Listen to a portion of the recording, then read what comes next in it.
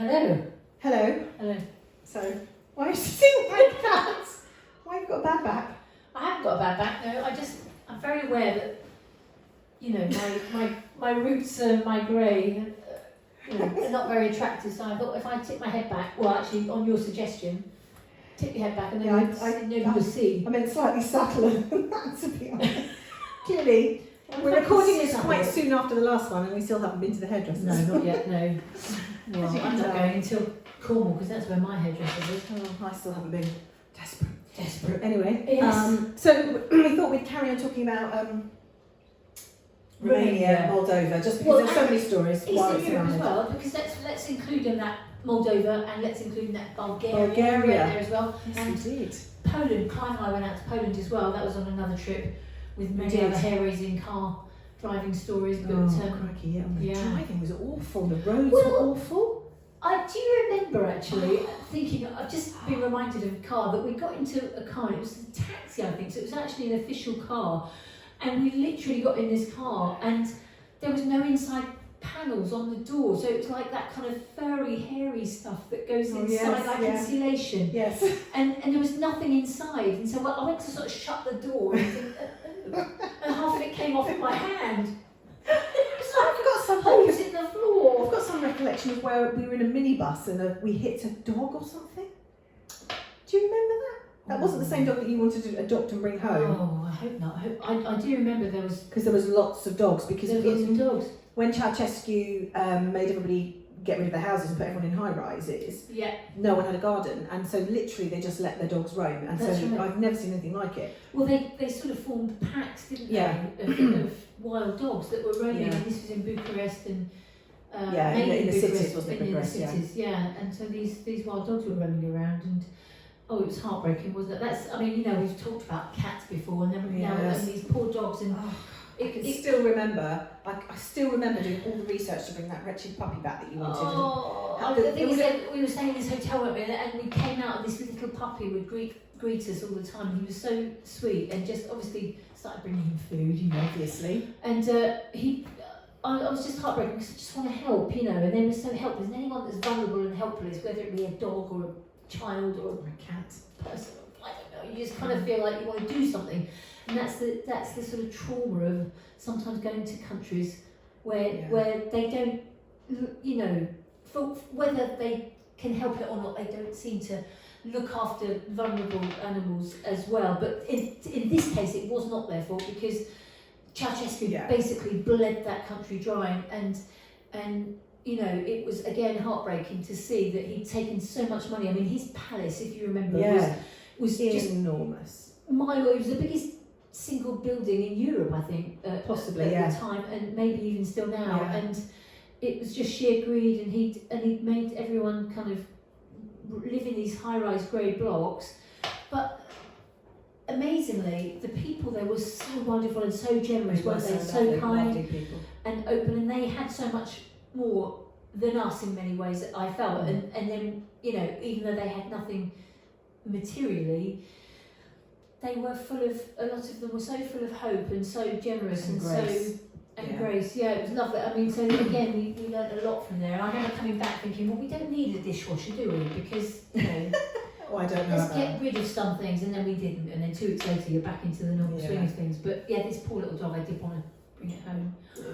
But I'm trying to remember. So we did a number of missions, and they're all a mishmash in my memory, so I can't be specific. But we certainly did one with a great evangelist from America called Dan Owens. Yes.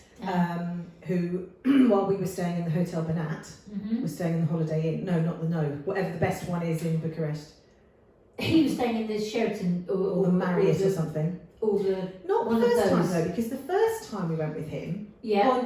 The first time we went with him, this must have been for a pre-mission, another pre-mission visit. So the next mission we did, he stayed in that hotel because he'd slept so badly the previous time, and because he had to do a lot of work, as we've talked about in our last one. So. But we must have done a different pre-mission visit, or maybe two. We did 2 missions, and the first proper mission we were staying in like a boarding house where it turned out none of us had proper beds. They were all like chair beds. On the floor. Do you remember? Yeah. On the floor, and he was with his lovely Carl, who was his assistant. Yeah. Who apparently snored. So Dan made him sleep in the bath. because he couldn't sleep. So poor Carl's in the bar, which to be fair probably wasn't any less comfortable than the beds we were sleeping in anyway. No, it was strange. We went with Paul and Fiona Paul Jones. and Fiona Jones. I just remembered that. And I don't think we were in separate rooms, were we? Or maybe we had a separate felt area. like it was very odd. One big sort of boarding house room, like what a boarding school type of a dormitory. Thank Thank you. And we were in one corner I'm pretty on our sure. chair beds. Yes. They must have been in another room. I think Paul and Fiona were in another room, but Maybe we were. I don't know. But it was all a bit rustic. That's all I'm saying. Yeah, it really was, and yeah. And the breakfast. Do you remember? There, I don't remember the breakfast Was there. that? Oh no, that was a different place. No, wasn't so it? when we went back to the main mission, so yes, so Dan didn't sleep, so he then booked himself into the whatever the top one, Marriott Sheraton, and we went to something slightly better than the boarding house, but not much, called the Hotel Bernat. Hotel Bernat. That's right. And that's where we had breakfast was hideous, shall we say? Well, it was scratty, I think is the word you're looking for. I'd never heard that word before that particular trip. No, and one of the team was a lovely man called John Anderson, and he was from up north. He was near. Was he near? Oh, I don't know. I can't remember. He was North of Birmingham, that's all line. Typical southerner, right? Yeah. He was up north of Manchester, actually, wasn't he? He was up that way. Yeah. And, I did know. But he was a great guy, but he came down after the first. No. I was going to say yes. Begin with W. Yes. Not Wakefield. No, not Warrington. Yes, Warrington. Oh, Warrington. Yes. Yes, it was Warrington. Well done. Okay. Yes, he came down after that That's first right. breakfast because we didn't. I don't think we made the first breakfast. Probably and he said, not. "What's the breakfast like?" Scratty. He said a couple of eggs and some scratty ham. Yeah. A couple of eggs and some scratty ham. And he went, what is scratty ham? I thought it was a bit like worth talking about. no, but I think I actually thought it was something like prosciutto or salami. No such luck. No, it was scratty. Scratty, I think it was as in fried, measly. and I think it had been cooked and it had gone hard. Anyway, it wasn't great, was it? So no, it sounds like we're always moaning about breakfast, but when the first time we went to first. Oh, that's right. Yeah. Anyway. To be fair, funnily enough, I found some pictures, probably yours, of some of the restaurants because. So what we did when we were out here was an unbelievable organisation on part of the churches there and Nigel Gordon. They had arranged, we literally did, there was a coffee morning in the morning, there'd be a lunch, a business person's lunch perhaps, and then probably an afternoon tea in the afternoon, and then a gig in the evening. Yeah. And all different types of people invited, all in different areas of the city, sometimes out of the city. We did a prison with, hundreds, if not, I think it was a couple of thousand people came and stood outside and watched us. Yeah. But what it did mean, of course, is that we were regularly going into these actually very nice restaurants as far as big, huge places. Do you remember? Yes. And we had some very nice cake. We did. We had some very nice meals, I remember. That's right, because any one of these events quite often was around food, wasn't it? Yeah. So you bring your friends along and there'd be coffee and cake, wouldn't there? Yeah. Or Amazing like cake as that, well, not just luncheons. like sort of little shop bought things. No, Beautiful stuff. So we did feed okay there. We didn't did, It was just the actually. breakfast that was scratty, maybe. And they really had those events very well organised, and like you say, they invited a whole host of people. And what was interesting was that many people kind of attended church out there for because they As a had tradition. as a tradition. Now Ceausescu, him. He hated any sort of church and religion and faith kind of thing, didn't he? And so, don't you remember there was that story where from one of his windows from his enormous palace, he could see the spire of the church, and he made it be taken down. I think he took the whole church down. And you can see. And then there was a bridge that he. This was where a lot of money was wasted, wasn't it? There was some bridge that had gone over, and it wasn't quite in the right place, so he had it moved like 5 inches down the river. It was just, but he really detested all sorts of, anything to do with God, I think. But so lots of people would went go along religiously to church, but not actually have that kind of real relationship and that real I had no real understanding of who God was and how much He loved them, and they didn't know anything about Jesus. Very much about rules and regulations. It was that, wasn't it? Yeah, it was all about you should go and then maybe. It was traditional Orthodox. Your It way. reminded me of the Orthodox Greek church in a way. Yes. Very, very regimented. And in fact, we mentioned this in the last one. about ladies wearing headscarves. Oh yeah. And that was something that if you were in a church building and anything really that was organised by a church, tradition said you have to have your head covered. And in fact, we didn't, because we got away with it because we were from the UK. Well, but actually the first time, but you went again with Fiona Jones and you had to wear a headscarf. Yeah, didn't you? that's right. The second, when I went some years later, Yeah. with Fiona, we were up in the north of Romania, which was quite a rural part of the country, and it was quite poverty struck, I think, from memory, and they were very much into the rules and regs and everything, and we had to wear headscarves. But in those days, I wasn't married; she was married, and we had how ridiculous it all was. I mean, we just really didn't get it at all. But she had to wear her headscarf tied, I think, like the Queen at the front because she was married, and I had to wear mine tied around the back because I wasn't. I mean, what a load of nonsense. And there was one time when my headscarf, I saw a man on the front row, we were singing, and my headscarf obviously was slipping back, not that I realised, and it suddenly it sort of lassoed itself around my neck like a cowboy, and all I saw was from the front, and I had no idea what it was, and I suddenly found it here. But, well, God did not strike me down, which proved the point that actually it wasn't relevant. I found out to my cost, didn't I, about the tradition of clothing. Oh, they were very up on their clothing. They were happy if you wore an old sack that was not clinging to any part of your body. Which is why the photos that we're going to be showing over the top of this will show what we were wearing. We were dressed. These were not our normal clothes. No, we had had to to go buy and clothes buy that were specific. a Romania or an Eastern European. Friendly out wardrobe. It was, and we went and bought some new things. Didn't You fell foul. But there was one occasion where we got back to the Hotel Banat, and one of the Romanian men that was organising this and was obviously... I'll tell you where we'd been in the morning. On. We'd been to a university. That's right, yes. We'd done a breakfast or something at a university. Yes, in Bucharest. And so it was youth. It was a youth event. That's right. Right, I'll just say that. Okay, so we weren't quite wearing as normal as sack. Not quite as sack-like, but it certainly Like wasn't as normal. Yeah. It wasn't. Well, I think you were wearing sort of very non-clingy. Well, I can tell you what I was wearing. I had 3/4 length trousers. That's right. And a blouse. A blouse. Right, there was not low cut. The button came to right there, but it tied at the waist. But there was no midriff showing. There was no way I was showing my midriff. No. I never showed my midriff. No. Nobody wants to see that. But to be fair, it wasn't buttoned up here, it was buttoned to here. No. Anyway, I thought I was fine. Anyway, apparently not. There was all this chat going on. We had no idea what it was, and obviously it was all about Nicki's attire. And so we got back to the hotel. Nigel loved him.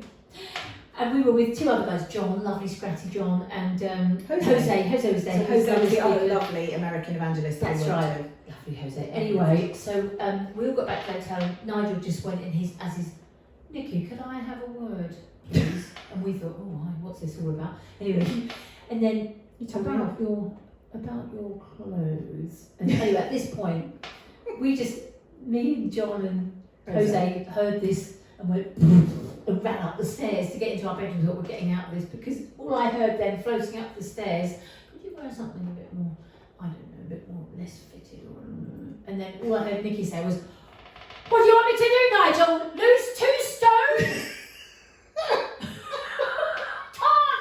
It probably was loose before I went out there. It was at McDonald's. Saw the cakes, saw the coffee and cake. We had to go shopping. To buy something. I seem to remember walking into a shop and going into the changing room, and they had a Hessian carpet, Hessian curtain, which I just pulled across my body and went, Nigel, is this better? Shall I wear this? Oh, it was hilarious. The thing is, and then what was worse was that then John walked past me, and all I heard him go, Jezebel. Hilarious. What fun we had. What fun we had. And then just before, one more story that I'm remembering, which was very fun. There were so many. I mean, the toilets. Do you remember the toilets? Horrible toilets. No, you can't go to public toilets. Was it in a station? Yes. Do you remember that one in the station? Oh, you know the old-fashioned French toilets where you have to put your but it was that and so much worse. I mean, it was just horrible. Luckily, I didn't go because I actually have got the bladder of a camel. Yes, thank goodness. But thank goodness, that was hideous. But what was it? Well, there's plenty of stories. One that's coming into my head though, it may have been that gig where we were singing to an audience like this. And for some reason, halfway through our track, we were singing, can't even remember. No, can't remember. Anyway.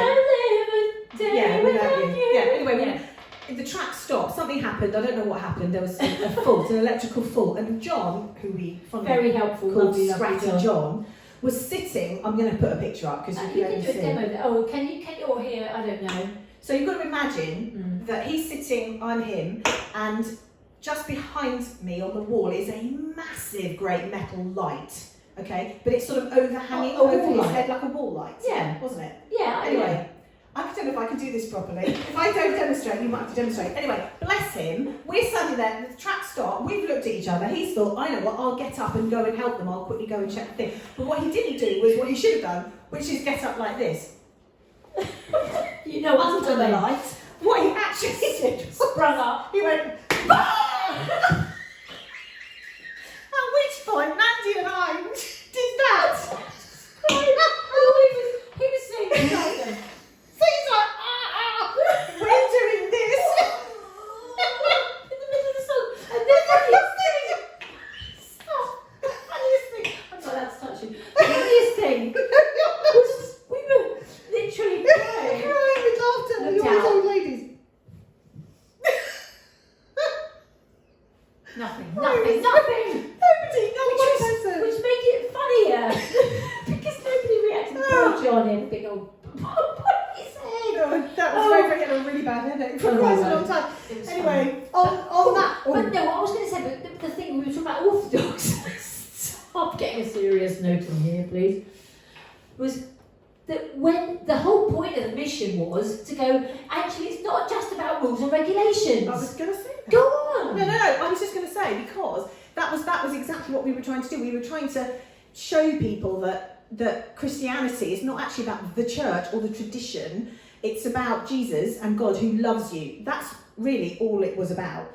And in actual fact, this is a song, you're going to sing a song now. Yes. Which you did out there. Yes. Which the track didn't stop. No. But it's a brilliant song because it talks about how God sees us as individuals exactly as we are. And it's just about our relationship with him, not about all the other gubbins that goes with it. Yeah, and all the trappings and all the things that man has made up over the years. It's not about that. It's just about God loves you just as you are, which was a revelation when I found that out, wasn't it? And you. So that was great to see so many people in and come to realise that many for the people. first time, it's like a light bulb moment, wasn't it? And we the amount of lives that genuinely changed was just incredible to see. I mean, in the prison, do you remember all those men? Yeah. You know, it was like no one's told them that bit. It's like all about this is what you should do, and you're not allowed to do this, and it's all about this. Who the heck wants to have anything to do with that? You can join the golf club for that. But you know, you wouldn't want to go to a church if they keep telling you. But no, this is all about how much God loves you, just as you are, no matter what. And that was brilliant to see. It was brilliant. So this song is called If I Could Look Through Your Eyes.